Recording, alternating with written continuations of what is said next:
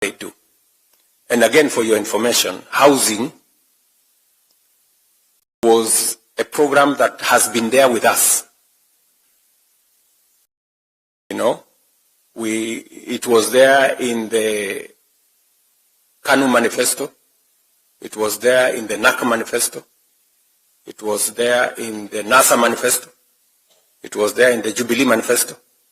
It was there in the Azimio manifesto. It was there in the Kenya Kwanza manifesto. It's a permanent feature in all the manifestos. But it was difficult to implement because it's not easy.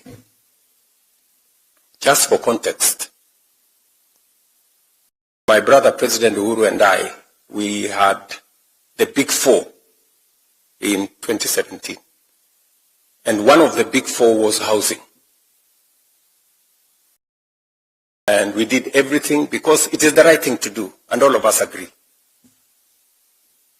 So when we were elected, we wanted to do housing. I remember very well, we went to Parliament, we passed the law, we created the fund, we created the levy.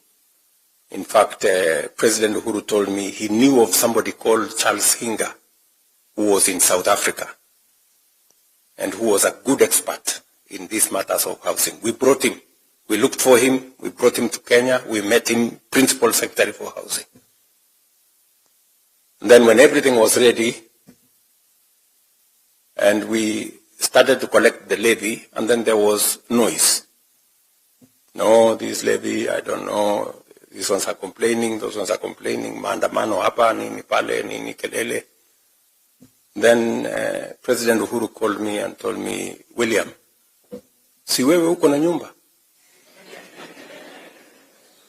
Nikamwambia ndio mimi niko na nyumba. Sasa hii kelele hii tunapigiwa ni ya nini? Kama hao watu hawataki manyumba, achana na hawa. So our housing plan collapsed. But you see, the irony is that that was 2017. Come 2022, housing was in the manifesto of Kenya Kwanza, mine. Housing was in the manifesto of the opposition, then Azimio, complete with 1.5% levy.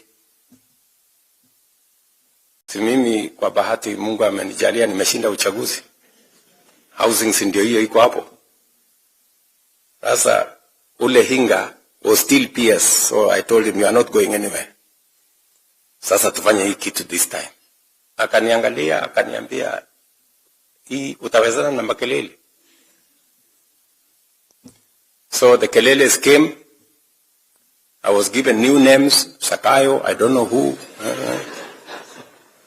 But I stood my ground. Because it was the right thing to do 40 years ago. It is still the right thing to do now. Because,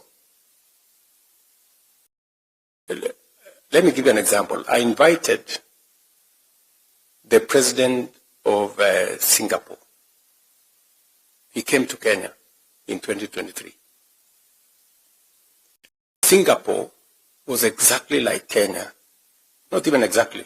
Singapore was actually a slum like Kibera in 1963. Just imagine. Singapore, if you look at the pictures, and he told me that they actually used force to get people to move from the slums to go and occupy houses on the 10th floor and 15th floor and 30th floor. For Kenya, we didn't have to use force. So he told me housing is something that you must do. It's not easy, but it changes a nation. Just look at the difference. They implemented housing in 1964. Today, Singapore is a first world country. 95% of their population are home owners. The opposite is that in Kenya, we did not implement. We are a third world country. 7 million Kenyans live in slums. Do you see the difference?